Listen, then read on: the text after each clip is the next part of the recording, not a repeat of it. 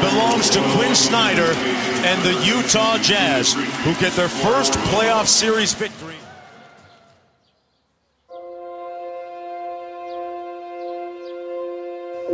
Every year that I've been in LA, like, we've talked about winning a championship. You know, the expectations have been the same every year, so the disappointment's the same every year. I have this, like, very ritualistic drive into the arena. As you get off the 105 and it becomes the 110, there's this really high, long overpass. When it's a day game and it's a clear day, you can kind of see all of the LA basin when you get to the top of the overpass. And at the very crest of it, you see downtown. And driving in before Game 7, and I got to that crest, the thought hit me that that's the last time I might make that drive. It was an unsettling thought. I didn't like that feeling. When the game ended and I first got back to the locker room, I kind of had this, like, sort of dark existential moment where I was like, what is the point of all this? What do you want to kind of show people through this whole process? Well, I think the goal is to give sort of a complete picture of everything that goes into a decision. There's a sentiment amongst certain casual sports fans that professional athletes are sort of robotic. I would like to show the human side of how athletes make decisions.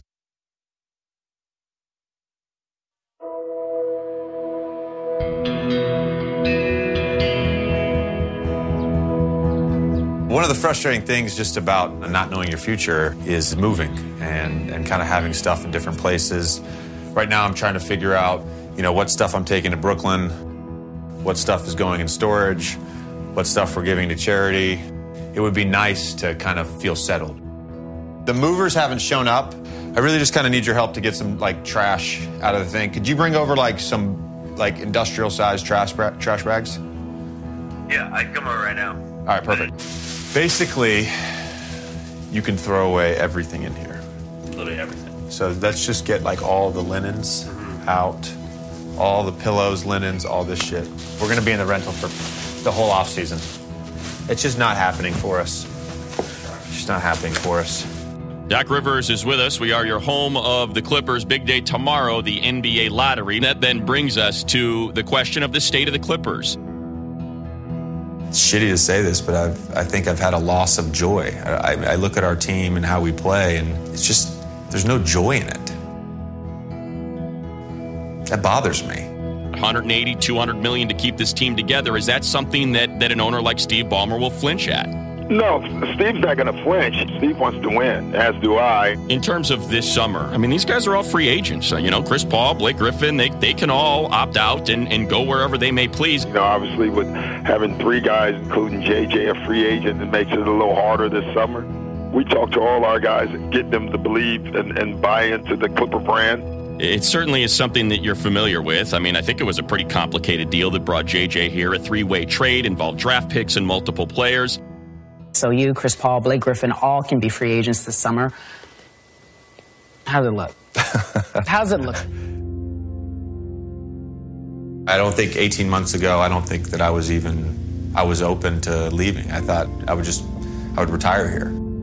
The NBA will teach you that things can change very quickly.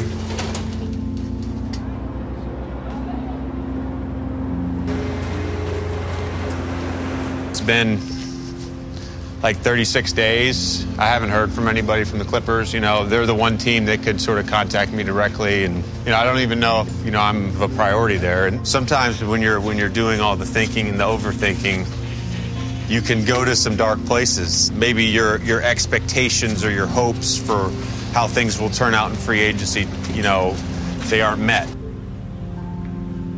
I've been in those free agency meetings before. I met with the team in 2013. I left the meeting being like, fuck, this guy's gonna pay me. Never got a contract offer.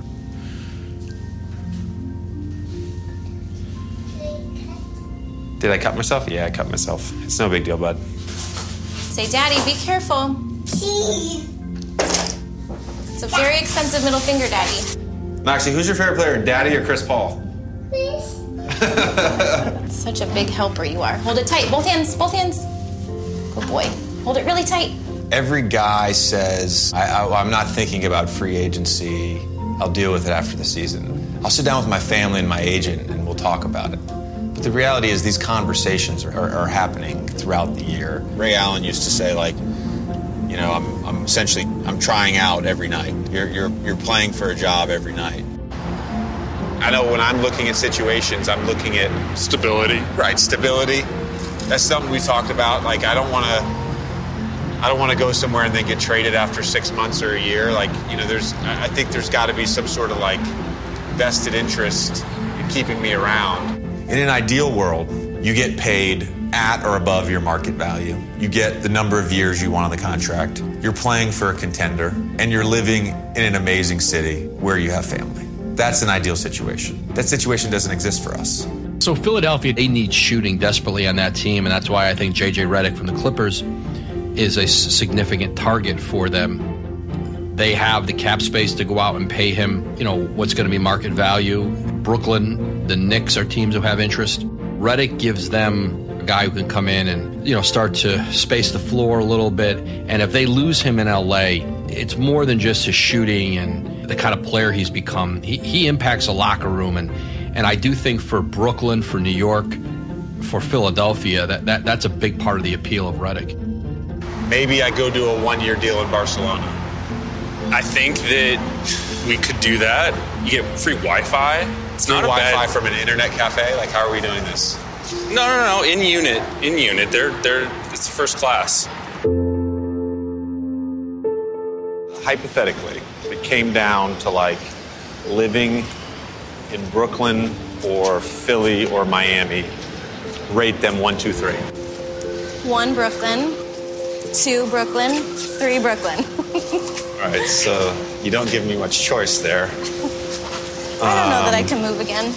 Obviously, what happens on the court is important to me. I know what happens off the court is important to you, but I think we just want to feel settled. But yeah, I want to feel settled too. And having storage units all over the fucking country, having to move once every 12 months in and out of rentals is awful. I think he's getting now to the age where moving is hard on him, and I think that's why, you know, with JJ being a free agent now, like, that's something you think about. We've, like, as a family, sacrificed a lot, and so it's almost like it's time for him to kind of take one for the team, and it might not be like a championship, but, I mean... A side of professional wives that sort of gets glamorized, and there's a perception that their lives are easy, but the reality is, for the most part, they're single parents for 9 months out of the year. When I'm on the road, she's on her own. The night before a game when I'm home, I'm thinking about the game. I'm not even, it's hard for me to say this and admit this, but I don't even know if I'm present half the time. You want to stay in Brooklyn, Noxie? Yeah? Okay, we'll talk to Daddy. I'm not going to stay in Brooklyn because my wife wants me to stay in Brooklyn. Like, that's just not going to happen. She knows that.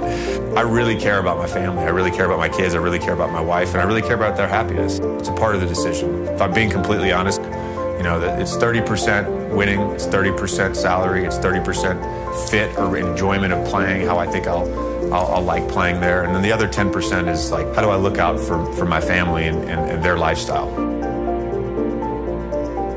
My wife wants me to be happy. I think that's the main thing. You know, she knows how much I put into this, and so she wants me to enjoy playing. Do you keep in touch with Krzyzewski? I do. He's great. He's really great. I talked to him. Actually, he texted me yesterday just to let me know that he loved me. I can't get beyond the trade market. It just keeps coming, unlike any year I can remember, leading into the draft.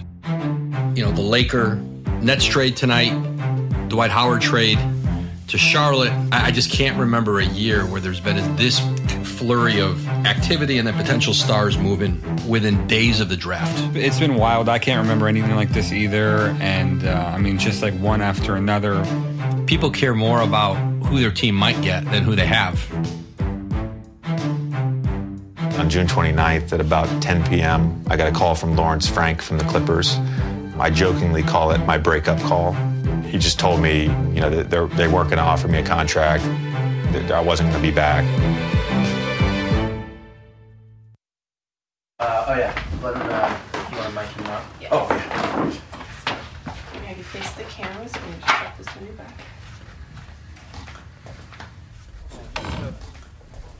You left it early that night to go to Philly.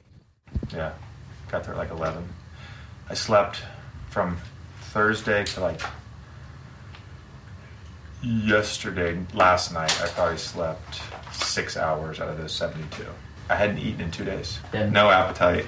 I mean, it's just... When I agreed to do this, there was no way for me to anticipate sort of the magnitude of my feelings this past weekend. I met with Philly in Camden, New Jersey, at their practice facility on Friday night / Saturday morning. Left the facility around 2 a.m., got back to the hotel at 2:30, got 2 hours of sleep, and then came back to Brooklyn. I mean, I was sitting down in the lobby of the hotel for about an hour. My phone was dead. I was at 6%, and I was walking around trying to find an outlet to put my phone charger in. Basically, I charged my phone, talked to Coach D'Antoni for about 10 minutes. Greg called, and he said, we need to move on Philly.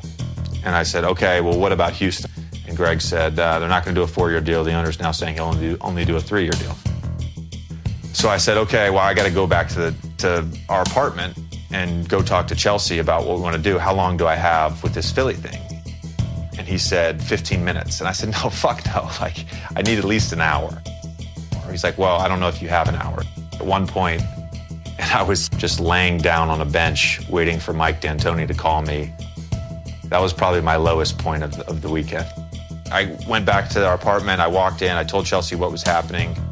And, I said, I'm in.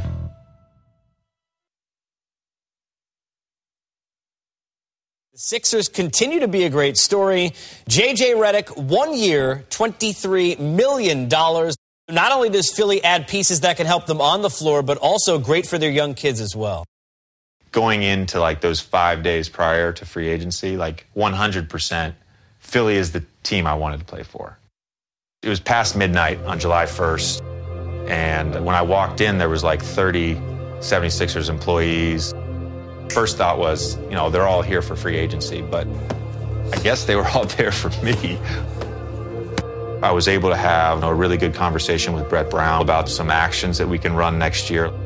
It was just a really good conversation. I was sort of overwhelmed by the atmosphere. And one of the things I told them in the meeting was I want to be around a good group and good people. And that's sort of what they were preaching to me. It left a great impression on me. Part of me expected free agency to go a certain way and then to feel that sense of relief, okay, I can relax a little bit. I wanted it on my terms. I didn't get it on my terms. I didn't get a long-term deal. I think ultimately that I ended up in the perfect situation right now at this point in my life.